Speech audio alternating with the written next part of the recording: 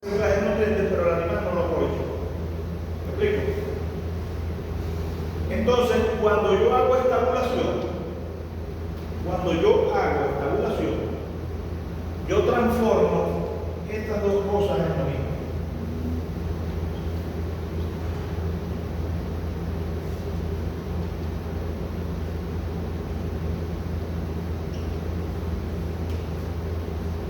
Yo transformo esto en lo mismo. Tomo estos 36 kilos, los homogeneizo.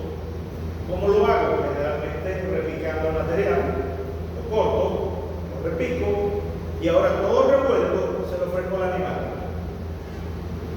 Va a consumir los mismos 13.5, no consume más. ¿Por qué? ¿Por qué no consume más de 13.5? Por volumen, no le cabe. Por volumen, no le cabe. Si yo le pongo un tobo aquí lleno de mango y se lo pongo a cualquiera, cometa este tobo de mango. No puede. El primer mango me como hasta la concha, pero de la mitad para abajo ya voy dejando la mitad de la comida adherido a la semilla para que me rinda. Entonces resulta que yo transformo eso 13.5 más unas pérdidas, ¿verdad? Que por supuesto son muchísimo menores, ¿no? Entonces, si yo tengo un rendimiento de 62 kilos, por ejemplo, el pasto guinea, 62. Aquí ve.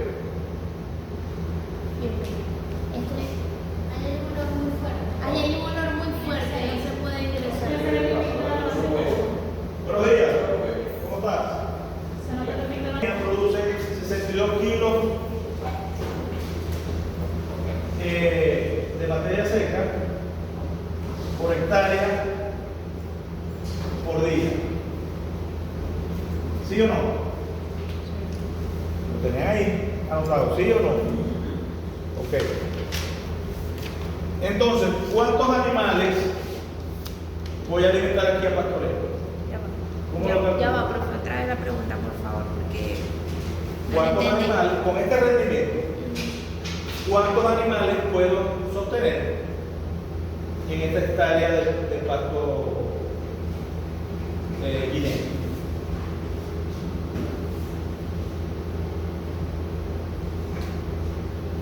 ¿Cómo sería?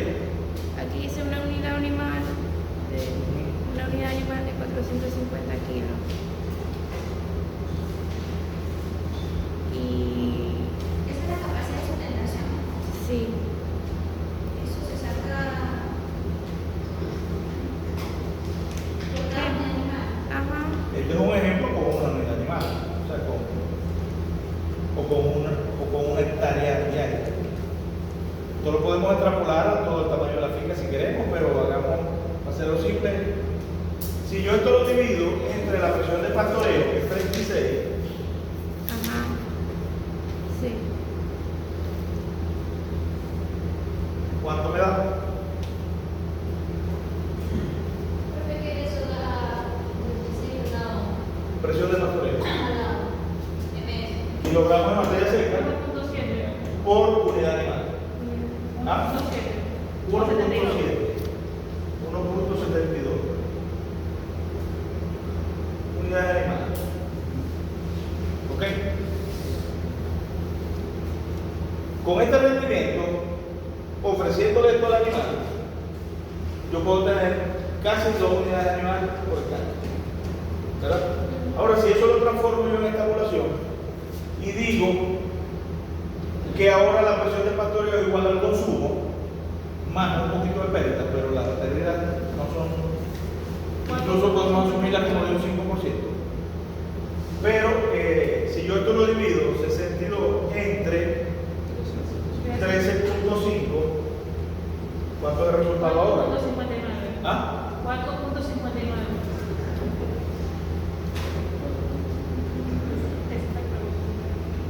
¿Qué es la diferencia? Con la misma hectárea. No he cambiado la cantidad de pasto, he pasto es exactamente el mismo. Antes alimentaban menos de 2 animales, ahora alimento casi 5. Esa es la gran diferencia que hay entre pastoreo y estabulación. Por supuesto, el problema a resolver en la estabulación es equilibrar la dieta, ¿verdad? Porque en el pastoreo el animal la equilibra él mismo. Pero nosotros ahora tenemos que interpretar las necesidades de él y transformarlas. Más unos costos accesorios o adicionales al sistema de manejo, o sea, al sistema de estabulación. Tenemos que manejar combustible, lubricantes, tractores, equipos, cosechadoras, mano de obra, ¿okay? Pero por supuesto vamos a tener mucho más eficiencia en el uso del pastizal. Imagínense ustedes que esto lo repitan, esto es 1 hectárea, que lo repitan por 100. Con 100 hectáreas yo puedo mantener 172 unidades animales, pero aquí 459. Entonces cada vez se justifica más, mientras más grande es el tamaño de la finca, más se justifica mejorar hacer más eficiente el uso del pastizal.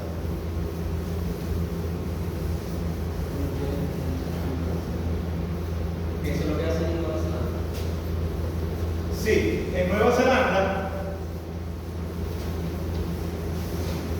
fuera de Venezuela, pero en algo moderno, las vacas daban alrededor de 20 litros. Donde estaba la gran diferencia era que ellos estabulaban a base de pasto. Y entonces la carga animal era altísima y claro, las vacas no eran una super vaca, vacas promedio de 20 litros de aquella zona, es más que es el promedio de ellos. Pero así, animales estabulados a base de pasto y algún porcentaje concentrado. Pero lo que mejoraba los números arrechamente era el hecho de usar la estabulación. ¿Okay? Bueno, vamos al tema de fertilización en concreto. ¿Qué es un fertilizante? ¿Qué creen ustedes que es un fertilizante? Una sustancia que nutre las plantas para poder hacer ¿Algo más? ¿Perdón? No. En verdad, el fertilizante sirve para nutrir el suelo para que las plantas tengan mejor manejo. Okay. ¿Recuerdan el tema del suelo que vimos? Y hablamos de la fertilidad natural. Un suelo tiene una fertilidad natural, tiene una cantidad de nutrientes. Hay un concepto de capacidad de intercambio catiónico, la capacidad de ceder esos nutrientes que tiene. Si los puede ceder o no los puede ceder, si tiene los nutrientes o no los tiene. Los análisis de suelo nos dicen los niveles de los nutrientes que están presentes. ¿Okay? Pero resulta que se demostró que con la aplicación adicional de nutrientes vamos a obtener respuesta por parte de la planta.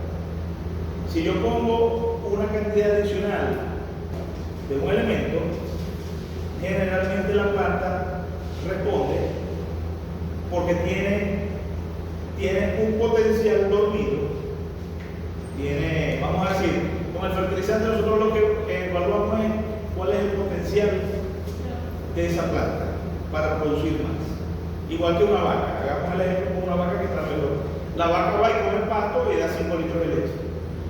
Pero si yo entonces empiezo a retarla con alimento balanceado o con maíz molido, yo le empiezo a retar, le pongo 2 kilos y me da unos litros adicionales, le pongo 4 kilos y sigue subiendo, ¿correcto?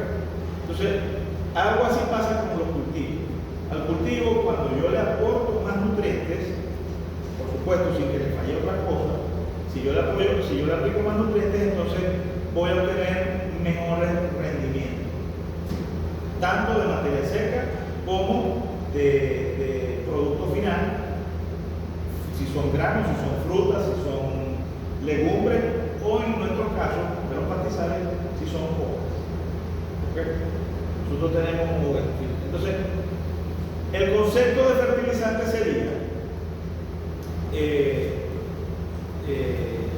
sustancias orgánicas o inorgánicas que aplicamos al cultivo con el objetivo de maximizar su producción o de aumentar su producción. ¿Sí? ¿Por qué decimos que pueden ser orgánicas o inorgánicas? Porque, Hay fertilizantes químicos. por ejemplo, hay varios orígenes y, por ejemplo, la materia orgánica de las heces o de los compuestos en descomposición también aportan nutrientes, ¿sí?, a estas plantas. ¿Y por qué los fertilizantes químicos que entren en el suelo son malos para el agua? Bueno, todo lo que tú aplicas en un cultivo puede o no puede desaparecer, puede tener más o mayor o menor permanencia en el ambiente. A los fertilizantes se les acusa principalmente de contaminar acuíferos que están abajo o afluentes de ríos, ¿verdad? Porque los excesos de esos nutrientes se pueden lavar por efecto de las lluvias. Por ejemplo, hagamos un ejemplo. Y lo que en realidad lo que afectan pueden afectar son los equilibrios bióticos de algún ecosistema. Pero estos productos, a pesar de que son químicos, realmente no contaminan tanto como, por ejemplo, los agroquímicos. Me refiero a insecticidas, a herbicidas. ¿Por qué? Porque estos nutrientes tienen dinámica de, ¿cómo se llama? Tienen sus propios ciclos. ¿Okay? Entonces, por ejemplo, los fertilizantes nitrogenados pueden contaminar los ríos por exceso de nitritos que son tóxicos para los peces. Pero ese nitrito va a estar en equilibrio con otras formas de nitrógeno y lo que va a haber es cambios de forma de nitrógeno a una forma donde no perjudican a los peces. ¿Okay? Profesor, una pregunta. ¿Y estos, por ejemplo, estos fertilizantes ayudan a todo tipo de las malezas, o sea, agarra todo? ¿No hay Sí. Fertilizantes ayudan a todos. Sí, exactamente. Si tú aplicas fertilizantes en un pastizal con malezas, vas a tener unas hermosas malezas muy robustas, ¿verdad? Y que compiten fuertemente con tu pasto. Por eso es que es importante controlar malezas antes de hacer las aplicaciones de fertilizantes. ¿Correcto?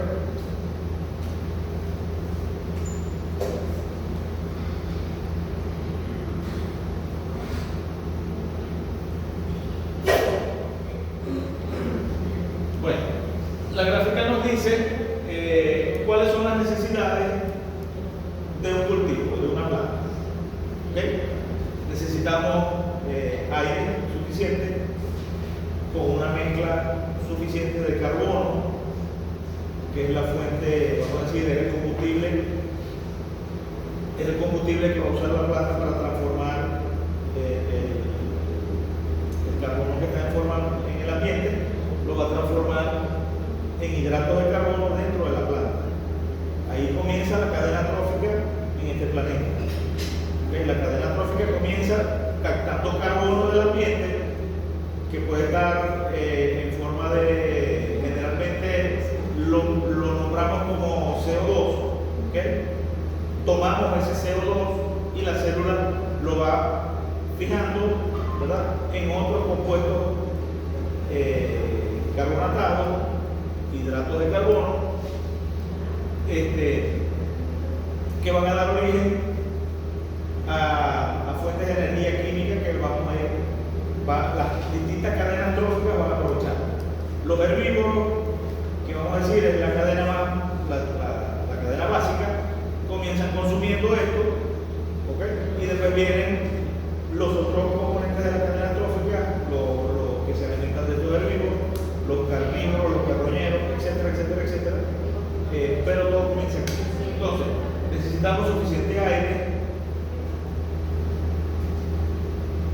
que tenga suficiente carbono. Necesitamos agua, ¿verdad? Porque el 70-80% de la planta es agua.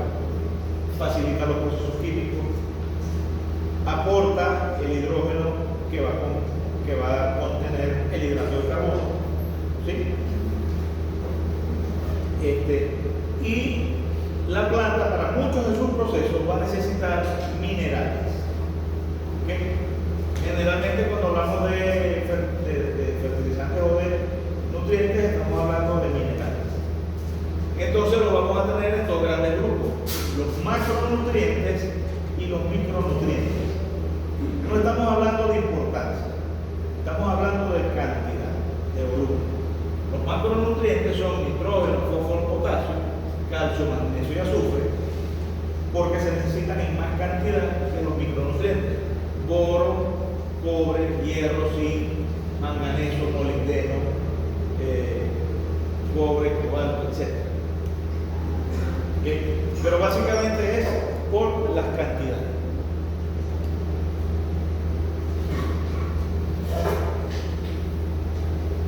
Antes de seguir avanzando, ya dijimos que es un fertilizante, ¿sí?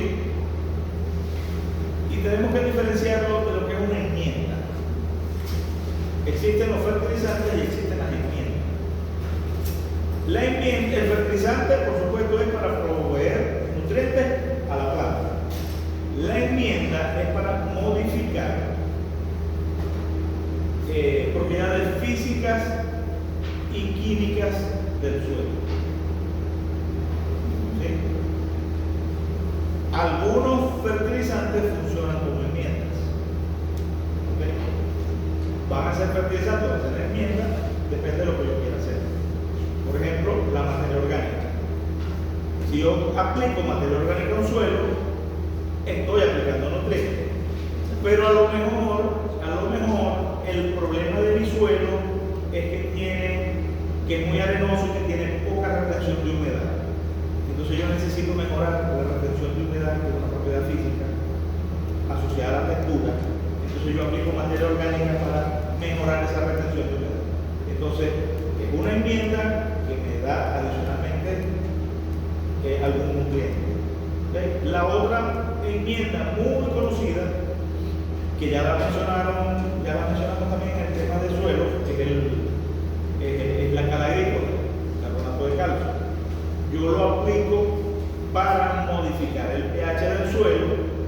Por supuesto, adicionalmente a eso lleva una gran cantidad de calcio. Pero el objetivo fundamental no es fertilizar, el objetivo fundamental es modificar el pH. ¿Ok? Esta tabla ya la vimos una vez, ¿sí? No del mismo color, pero sí era más o menos lo mismo. El objetivo de la tabla es mostrar la disponibilidad de los nutrientes en el suelo dependiendo del pH de los suelos. ¿Se entiende la idea? Suponemos que este es un pH neutro, ¿verdad? Hacia aquí es ácido, hacia aquí básico, ¿correcto? La solubilidad disminuye a medida que el pH del suelo se hace más ácido, pero también disminuye a medida que se hace más alcalino. Y puede disminuir o puede aumentar dependiendo del nutriente. Vemos que el nitrógeno baja en ambos casos, el fósforo baja,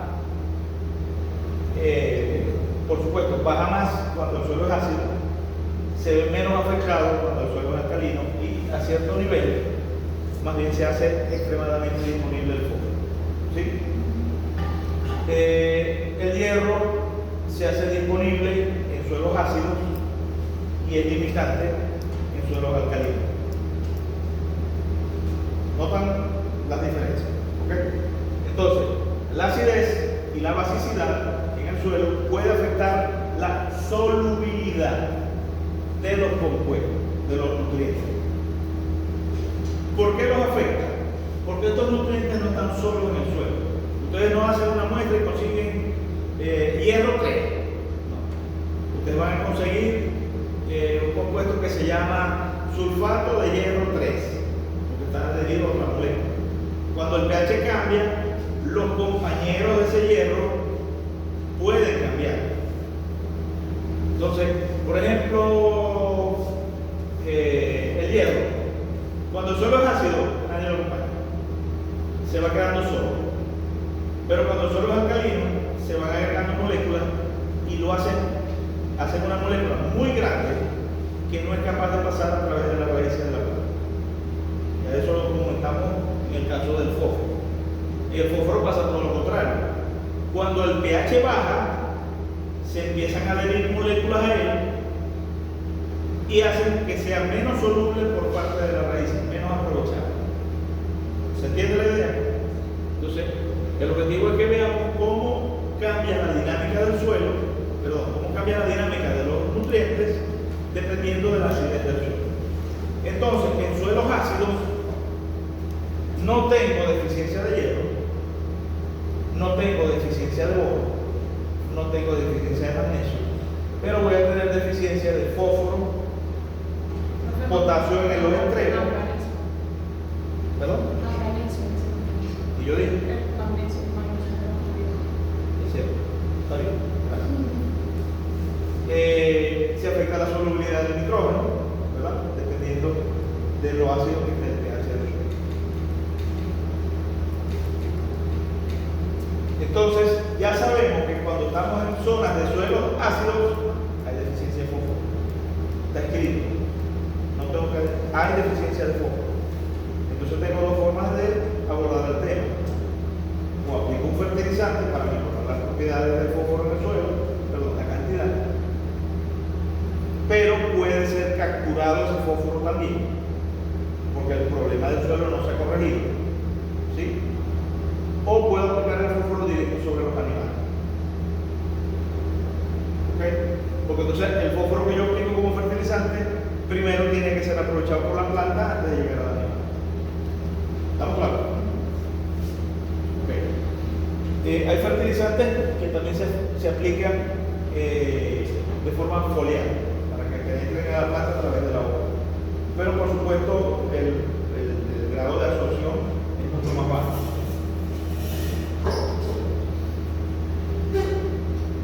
Bueno, ahí están unos conceptos. Fertilización, el proceso de aplicar el fertilizante. El fertilizante es un compuesto que puede ser orgánico o inorgánico y que se aplica en el suelo o directamente a la planta, si es foliar, para aportar nutrientes esenciales. La gran mayoría se aplica en el suelo porque los más importantes deben ser mineralizados. Por ejemplo, si yo uso urea, la urea como tal quema el tejido de la planta. Es abrasivo. Pero la urea yo la aplico en el suelo y comienza un proceso de mineralización, de transformar en esa urea a las fuentes de nitrógeno que son asimilables por la planta. No todas las fuentes de nitrógeno las plantas las asimilan. Mencionamos ahorita que el nitrito es tóxico a las peces y plantas, ¿verdad? Ya lo vamos a ver más adelante.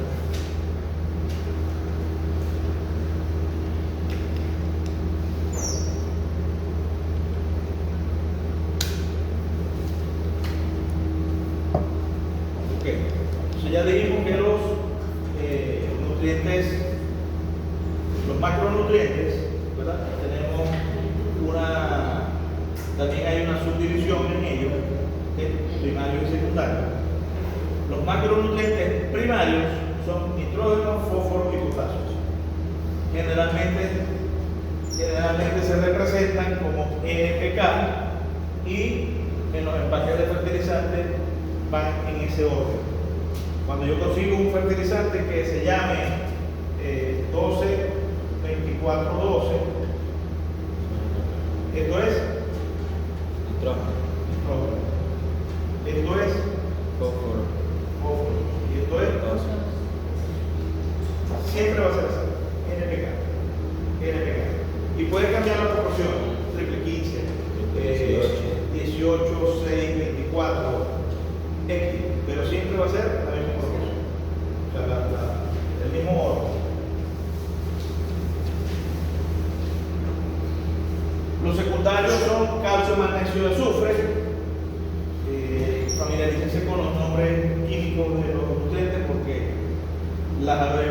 abreviaciones que se utilizan corresponden a las de la tabla anterior. Selenio, hierro, cobre, manganeso y bromo, para diferenciarlo del magnesio allá.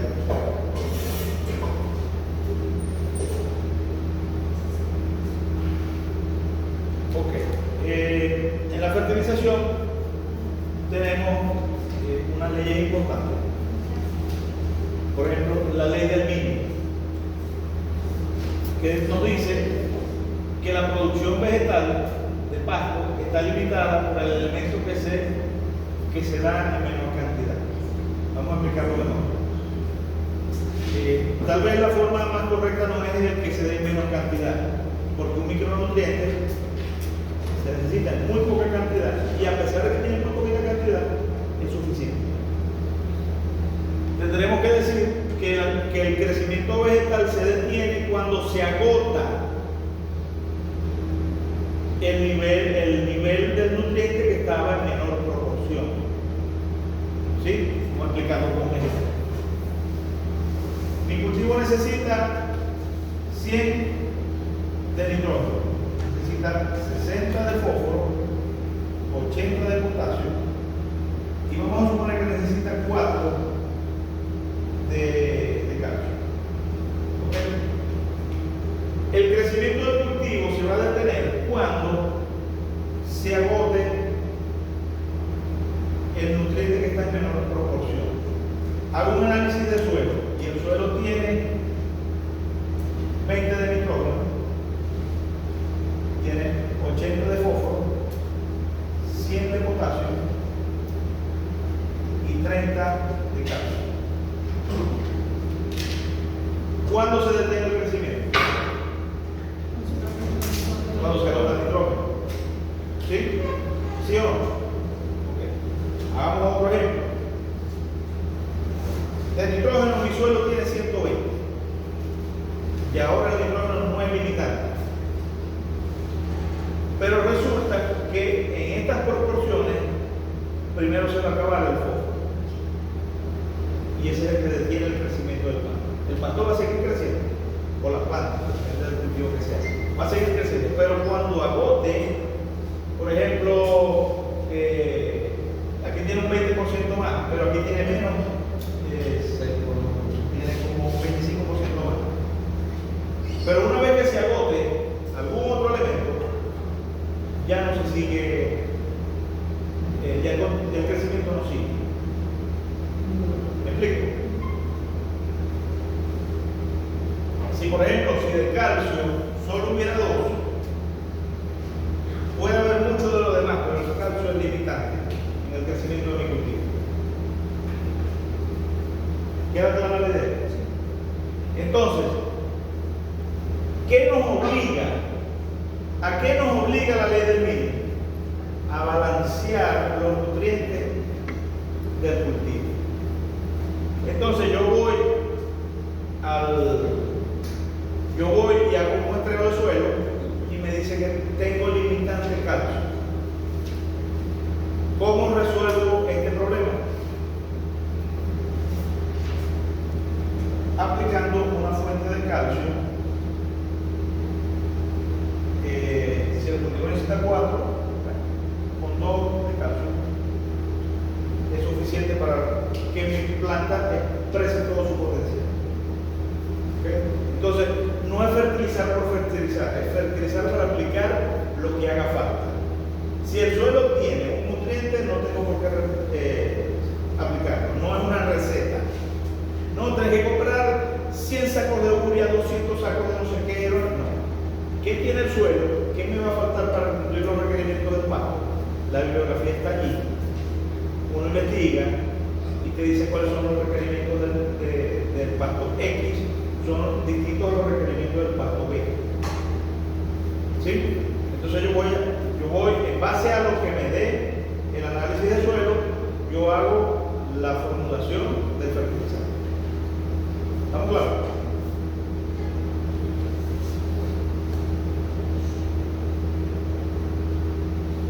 Entonces tenemos que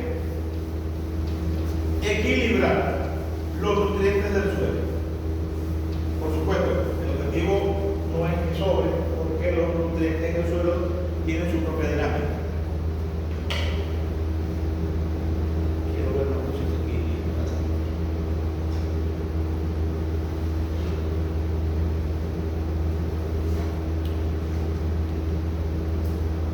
Ok. Ley de rendimiento decreciente. A medida que se aumenta la fertilización, el incremento en la producción de la planta se reduce. Hagamos un ejemplo. Esto es rendimiento y esto es kilos de nitrógeno. ¿Okay? Cero aplicación de fertilizante. ¿Cuánto voy a aplicar de rendimiento?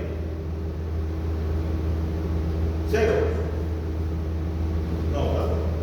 Voy a tener un rendimiento X. ¿Por qué? Porque el suelo ya tiene nitrógeno. Algo de nitrógeno ha de tener. ¿Ok? Entonces, no aplico fertilizante y obtengo rendimiento. Pero aplico 50 de fertilizante. Y el rendimiento se me duplica. Ok. Con 50 yo recibo el doble, 2X. Un éxito. Voy a aplicar 50 más. Ahora aplico 100. ¿Cuánto debería esperar para que sea lineal? 4X, ¿verdad? Pero resulta que no obtengo 4X, obtengo 3X.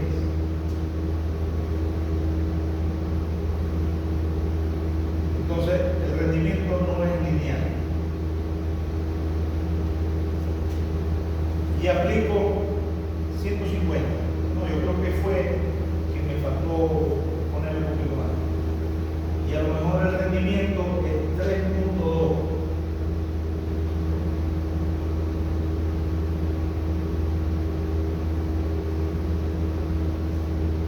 ¿Cómo explico esto? Eso es bien necesario, porque era el fertilizante.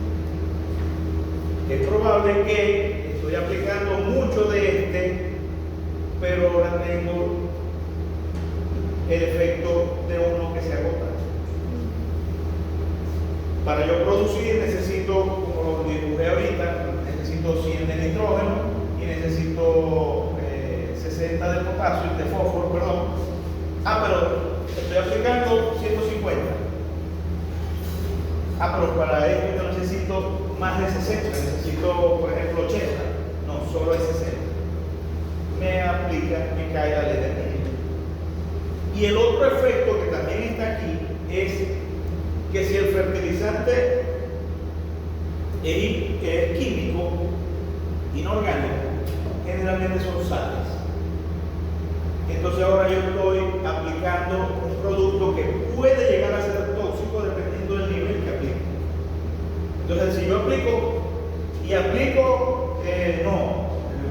me voy a regar 300. ¿Qué pasó? Es tóxico, la cantidad que aplicaste fue tóxica para la planta. ¿Se entiende la idea? Entonces, los rendimientos no son lineales, son decrecientes. Y eso me hace a mí buscar como punto óptimo un nivel de equilibrio que generalmente está relacionado con el precio del pasto y con el precio del fertilizante. Permiso. Entonces, yo tengo que buscar un equilibrio y generalmente ese equilibrio es económico. Depende del precio de mi cosecha, depende del precio del insumo que estoy utilizando. No hago nada con aplicar 50 kilos adicionales. No hago nada con aplicar 50 kilos adicionales para obtener 0.2 de rendimiento adicional. ¿Aló? La rápido.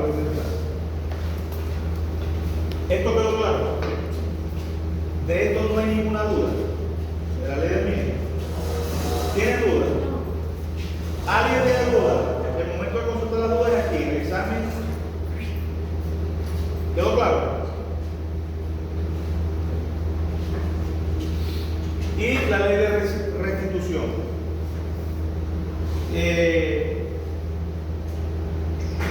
En un sistema óptimo, cuando el cultivo termina su ciclo, ¿verdad? Debería el suelo recuperar su estado original. ¿Ok? Debería el suelo estar en las mismas condiciones que cuando comenzó haciendo un reciclaje de nutrientes con la misma materia orgánica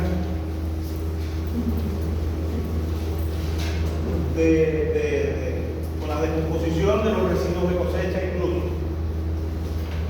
Ahora, si amarramos esto con lo que comenzó la clase, que era por ejemplo la estabulación, el corte y el acarreo del material, ¿cómo creen ustedes que va a quedar un suelo con ese tipo de manejo? No hay reciclaje de nitrógeno, de nutrientes. Los nutrientes se toman de este lugar, se llevan a un corral y podemos tener residuos biológicos, pero en los corrales. Allá vamos a tener los excesos de excreta, ¿sí? Y de alguna manera tenemos que volverlos a traer y reponer los nutrientes para el próximo ciclo de este cultivo.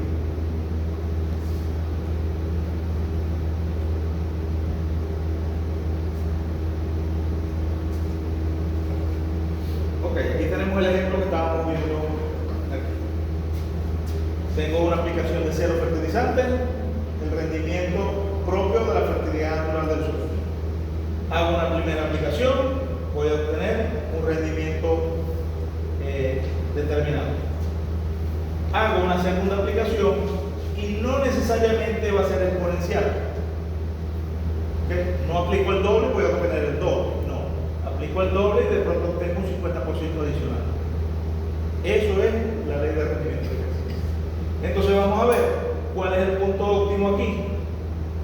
Depende del precio del fertilizante y del costo en general de la aplicación del fertilizante, porque no es solo lo que cuesta él, sino cuánto me cuesta aplicar.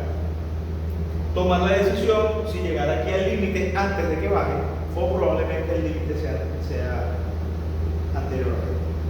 ¿Entiendes?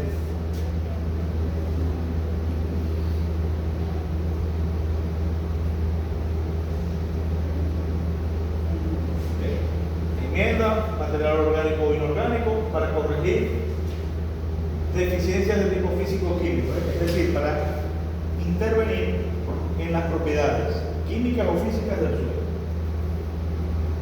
Ya hablamos, por ejemplo, de la cal agrícola, cuándo se aplica y qué cantidad. ¿Recuerdan el tema 2? ¿Cuánto se aplica por hectárea de cal agrícola para contrarrestar la acidez? 1 kilo de cal. No, sí. A la cerveza. Tanto rapado. Tanto rapado. ¿Cuánto de cal agrícola debo aplicar para una hectárea de suelo para contrarrestar el efecto del pH? Una tonelada. ¿Ah? Una tonelada. No.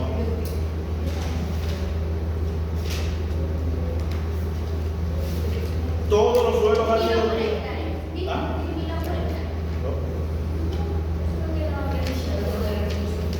¿Ah?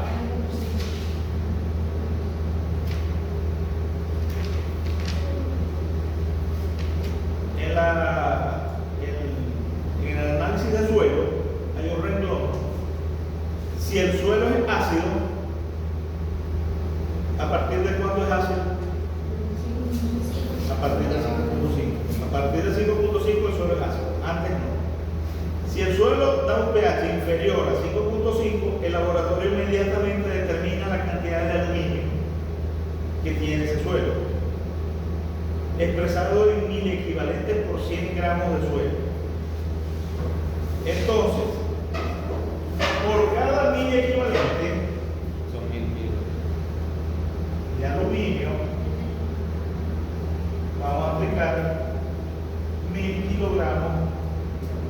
escala gris.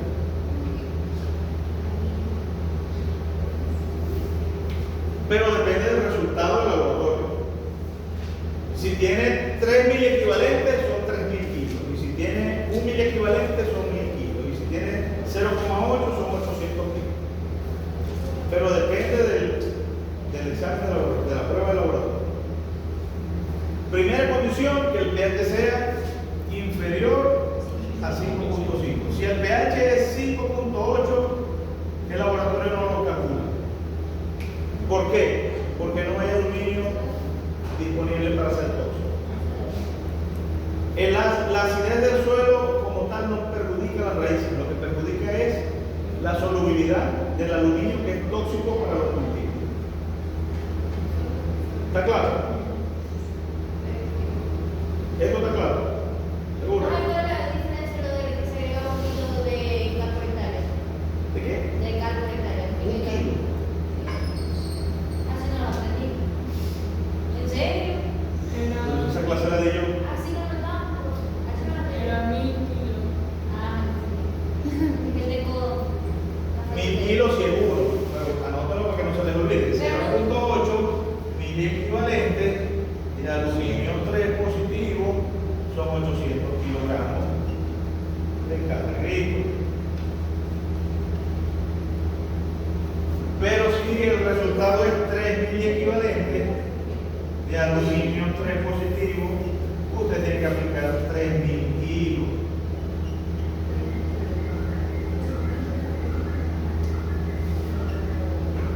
Así no se le va a olvidar. Y depende entonces del resultado de la votación. ¿Ok?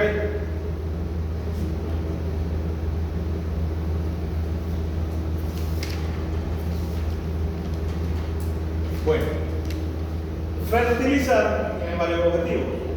Uno, elevar la fertilidad actual del suelo. ¿Ok? Para así potenciar la respuesta vegetal.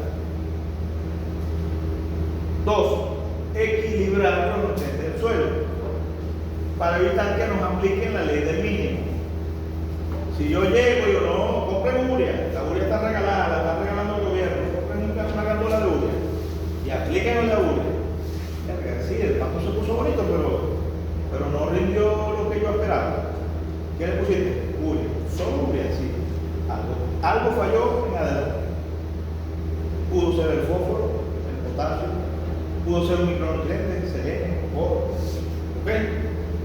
El tema es que la fertilización nos permite equilibrar todos los nutrientes para evitar ser víctima de la ley del mínimo. ¿Estamos claros? Aumentar la producción de pasto es uno de los objetivos finales. Tener más cantidad de materia seca disponible para nuestro rebaño y que el valor nutritivo de ese pastizal sea mayor. Si el suelo tiene más cantidad de nitrógeno, es probable que el porcentaje de proteína del pasto también sea mayor. Recuerden que las proteínas están constituidas por aminoácidos. ¿Y qué tienen los aminoácidos? La parte amina, ¿verdad? Nitrógeno. Los aminoácidos tienen nitrógeno. Una forma indirecta de determinar el porcentaje de proteínas a través de la determinación de nitrógeno a nivel de laboratorio. Ok. Ahora, todas las formas, ¿de qué forma absorben las plantas los nutrientes? Por la fotosíntesis. ¿De qué forma absorben las plantas los nutrientes del suelo? Por las raíces, claro. Vamos a empezar con lo que empezaron ustedes. ¿De qué forma se aprovecha el carbono del ambiente? ¿Como carbono o como CO2? CO2. Ah, la planta lo aprovecha como CO2, ¿correcto? ¿Cómo aprovecha la planta el nitrógeno? ¿Como nitrógeno? Como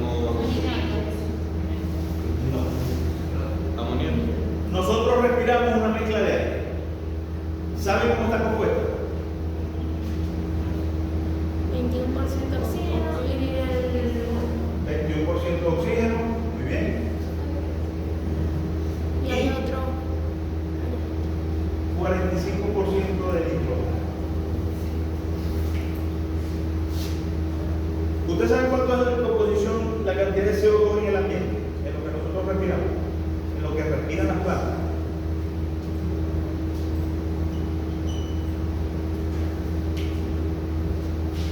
Entonces las plantas están en un ambiente con un 45% de nitrógeno y no lo pueden aprovechar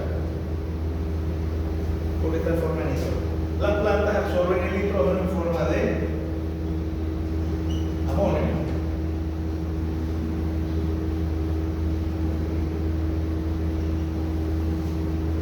Nitrato. No me equivoco. Nitrito es NO2. Correcto. Aquí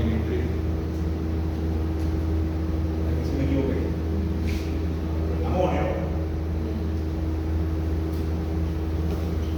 Amoníaco. No. Amonio. ¿Ok? Entonces las plantas absorben el nitrógeno en forma de amonio a través de la raíz y a forma de nitrato. El nitrito es tóxico, el amoníaco es tóxico y volátil. ¿Ok? Entonces no podemos trabajar con amoníaco, amonio y nitrato. Entonces, a pesar de que nuestro ambiente tiene 45% de nitrógeno, nuestros suelos son deficientes de amonio y nitrato. Y tenemos que aplicarlo a través de los fertilizantes. Si aplicamos urea, que no me acuerdo cuál es la fórmula química de la urea, de cucorazuleta, si aplicamos urea, esa urea se transforma en el suelo en estas dos fuentes. Y es lo que llamamos mineralización de la urea. Hay fertilizantes que sí aportan el nitrógeno en forma de nitrato, de forma directa. ¿Okay? El fósforo se absorbe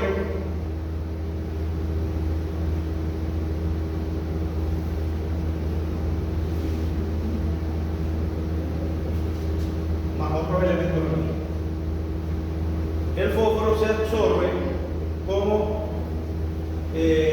fosfatos hidratados, ¿verdad? De distintos elementos. O sea, lo que quiero decir es que esto no lo van a conseguir solo en el ambiente, no lo van a conseguir solo en el suelo, lo van a conseguir asociado a otra molécula, pero esa molécula puede cambiar. Lo importante es que sean fosfatos hidratados. ¿Okay? Así es como se absorbe el fósforo a nivel del suelo. El potasio sí se absorbe como potasio solo. Creo que es Valencia 2, si no me acuerdo mal. En la otra lámina.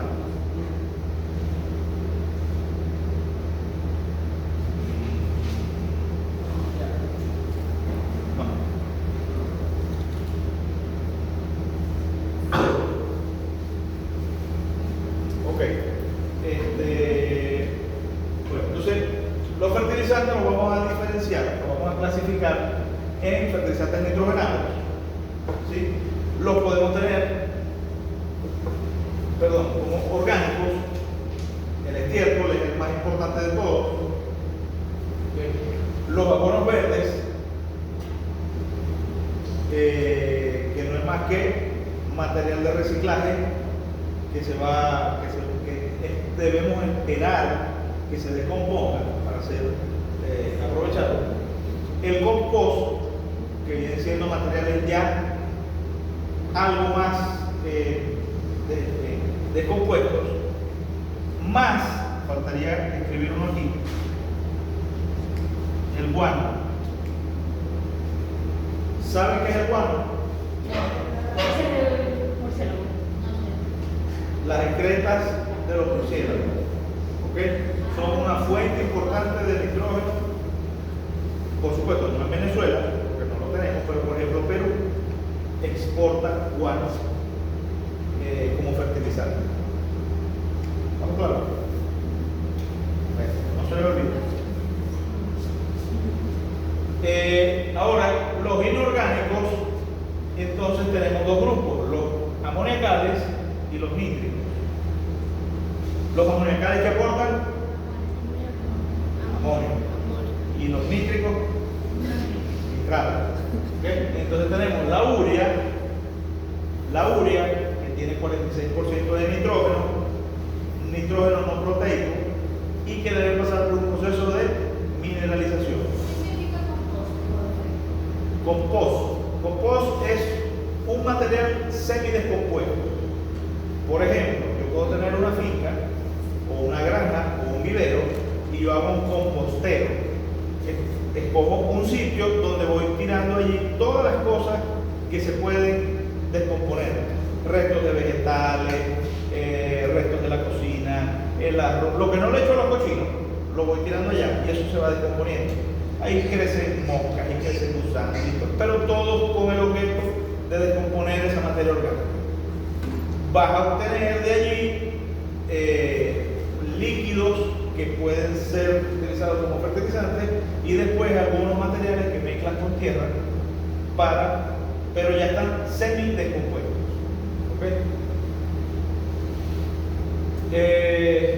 El sulfato de amonio, que tiene un 21% de nitrógeno, y el nitrato de amonio, que tiene 35% de nitrógeno.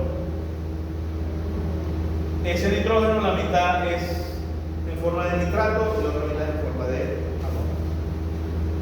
Esto no se consigue en el mercado, porque hasta donde sé es el precursor de muchos explosivos. Entonces no se vende. En Venezuela no se vende. MacGyver lo conseguían en los supermercados de allá de Estados Unidos, donde vivía. ¿Okay? El nitrato de potasio, que aporta 13% de nitrógeno y 46% de potasio, y el nitrato de calcio, que aporta 13% de nitrógeno y algún porcentaje de calcio también. ¿Okay?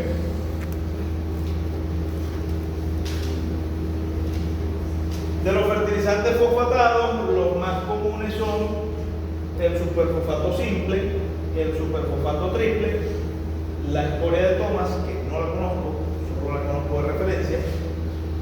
El superfosfato triple aporta entre 16 y 20% de P2O5, de fósforo, y el sulfato triple aproximadamente 45%. Aquí tenemos que incluir la fosforita, ¿verdad? Pero me raspaba, no me acuerdo el porcentaje. La fosforita, que aparte de eso tiene un color muy peculiar, el color rojo, y que lo utilizamos mucho para diluir semillas. Es decir, coloco la semilla revuelto con fosforita, aumento el volumen para facilitar la aplicación de la semilla en el potrero, y de paso, por su color, el aplicador ve dónde queda la marca donde ya él pasó, para no aplicar la semilla dos veces en el mismo lugar. Los fertilizantes potásicos, tenemos el cloruro de potasio, el más común, aporta 60% de K2O, el sulfato de potasio, que aporta 50% de K2O, el carbonato de potasio, 46% de K2O, el sulfato de potasio y magnesio, que aporta las dos fórmulas, tanto potasio como magnesio, pero en menor porcentaje producto de la mezcla. Les pongo un ejemplo. El más común, el fertilizante potásico más común es el cloruro de potasio, pero está contraindicado en el tabaco. En el cultivo de tabaco no se debería utilizar, porque le da unas propiedades a la hora de quemar el tabaco, le da unas propiedades que afectan la calidad.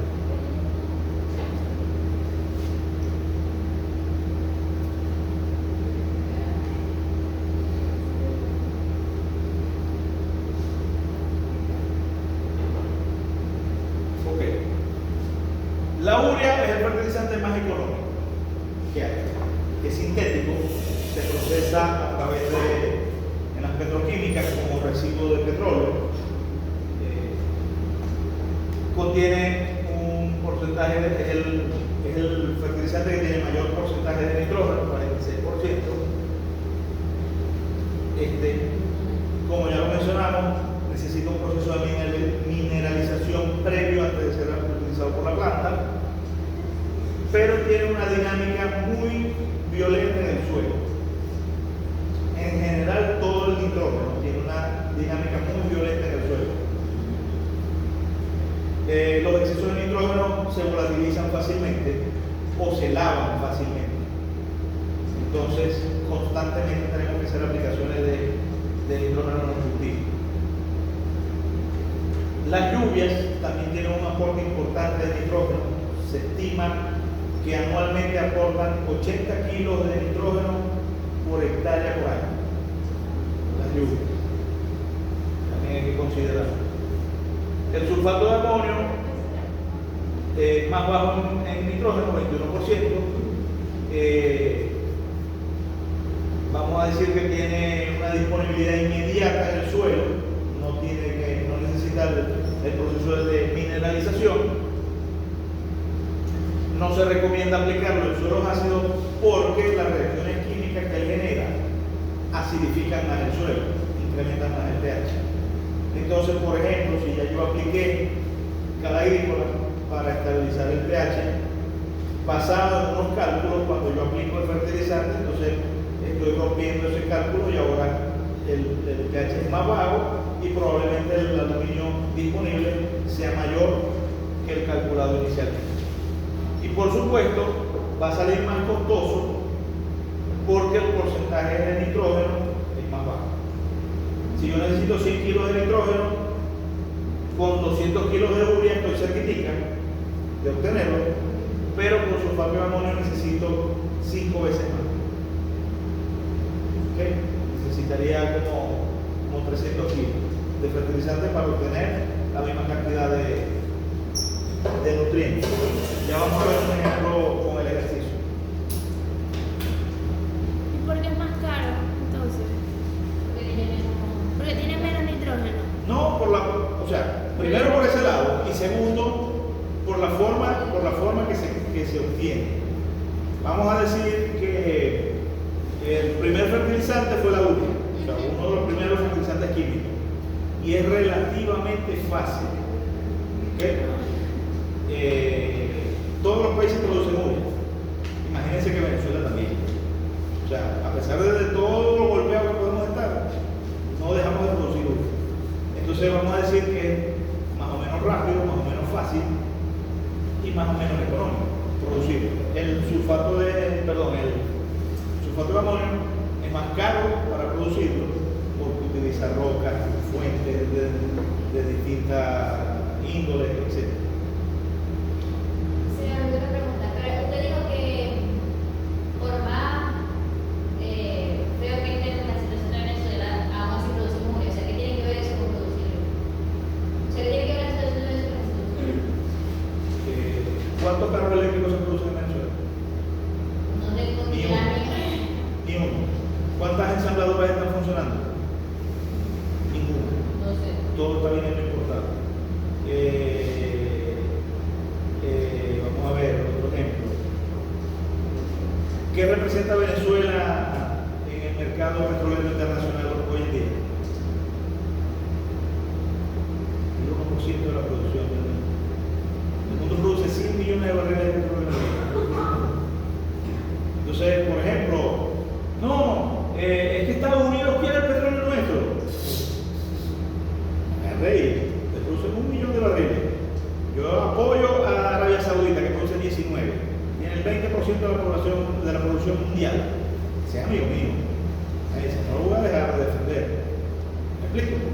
Entonces, Venezuela no está en el radar ahorita de nadie. Y aquí no es que hay mucho petróleo y... Pero que haya es una cosa, que lo produzcamos en otra. ¿Ok? Les pongo un ejemplo. Todos sufren de la sequía, de la falta de agua en sus casas, ¿sí o no? Falta el agua. Hay que ver, los padres se paran de madrugada a jalar, a prender las bombas. ¿Ok? A 2 metros de profundidad de tu casa está todo el agua que necesitas. Está ahí. Solo necesitas perforar, poner una bomba, hacer un equipo de bombeo, un tanque donde caiga y tienes tu problema resuelto. ¿Por qué no lo hacemos? Porque no es tan económico, no todos tienen la posibilidad. Se hicieron eso también. No, eso lo están haciendo mucho ahorita, pero a la larga eso viene perjudicando a Antes se veía las más personas, porque no lo hacen con cuidado, o sea, es que dejan que el agua se desborde, que se bote y eso allá en la calle. Eso es peor. Antes se veía más peor. No te entiendo, vamos a ver. ¿Ah? Explícame, no te entendí. No me entendió, pero yo por mi casa lo están haciendo, o sea, sacan una tubería y de allí se conectan, ponen una bomba, llenan su tanque, pero al final eso lo dejan, vamos a decir, abierto. Sí, el agua se desborda, se van llenando las calles de agua, como no hay desagüe aquí en Venezuela, eso casi no se ve. Entonces eso se va acumulando. Entonces como ahorita tenemos el problema otra vez de basura, porque ya no hay otra Claro, vez de ya eso es un recolección. tema muy particular de esa persona que tiene el bote de agua. Sí, pero exacto, o sea, eso ya... A esa persona esa agua no le cuesta lo suficiente para que la Exacto, cuide. exacto. ¿Entiendes? Pero no es Está mal. Sí, entonces, por supuesto, ¿cuál es la diferencia de esa agua con la que te llega por tubería? En teoría, el agua de tubería es potable, es un agua tratada, ya se le captaron los sedimentos, se le aplicó un porcentaje de cloro para potabilizar, algún otro producto para clarificarla, y vamos, debería ser segura. ¿Sí? Debería ser segura, pero la mayoría compra agua botellón. ¿Me explico? Entonces, volvemos a lo mismo. El hecho de que tengamos mucho petróleo no significa que lo podamos sacar. ¿Me explico? Entonces, en un país donde el gobierno tiene el monopolio sobre los recursos que están en el subsuelo, por ejemplo, si yo me consigo un pozo de petróleo en mi casa, no es una tecnología nueva, no es nada vamos a decir, no es nada del otro mundo, necesitas unos compresores, agarras el nitrógeno que hay tanto en el ambiente como el que puedes obtener de los subproductos del petróleo, los condensas, los comprimes con presión y temperatura, vas a obtener uno. Entonces es relativamente fácil. Te pongo un ejemplo. Yo quise hacer leche condensada, ¿verdad? Y nada, fui para el infalible de YouTube, y no falla. Por supuesto, la leche condensada casera, muy bien, me fue excelente con 1 litro de leche. Inténtalo con 20. Inténtalo con 20, no es igual. Me pongo a documentarme, es que el proceso industrial no es igual. El proceso industrial se utilizan unos equipos que meten temperatura y presión y de paso hacen vacío para facilitar con menos temperatura deshidratar la leche más rápido y que no se queme, porque el problema es que tú estás calentándolo para favorecer la evaporación del agua, ¿okay? Y aumentar la concentración, pero desnaturaliza la proteína y desnaturaliza los azúcares y cambian de forma, cambian de estado, y es cuando no obtienes esa leche condensada tan especial que sale de las nativas.